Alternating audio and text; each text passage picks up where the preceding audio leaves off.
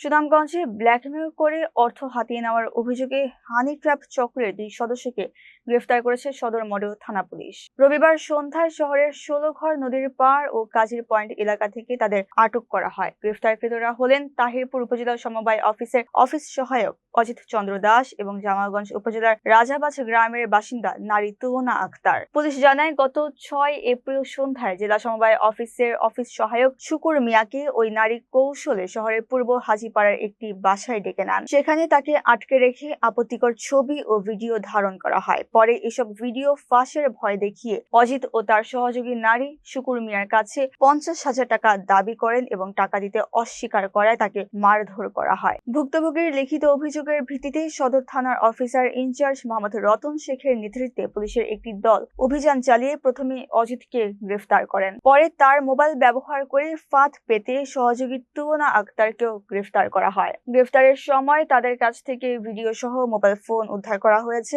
আসামিদের সোমবার আদালতে সোপর্দ করা হবে বলে জানিয়েছে পুলিশ।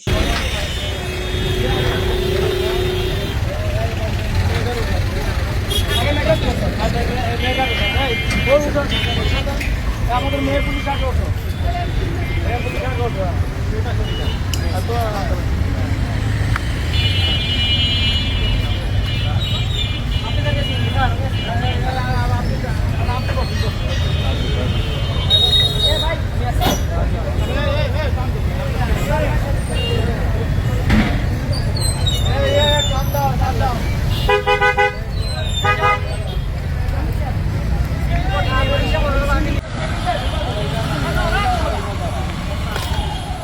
చూసా గైడ్ ఆగెళ్ళు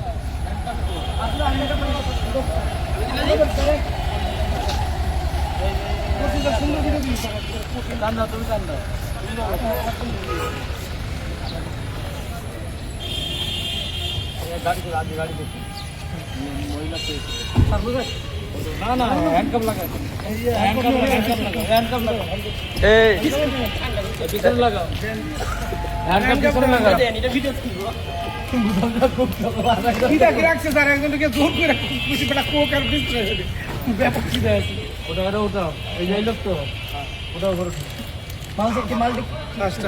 এই তো এই ছেলে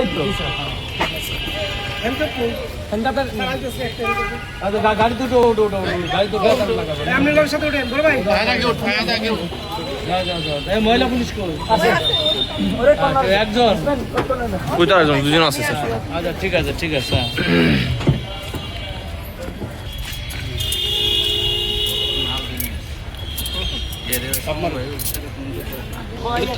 তারা ধরো ইয়ো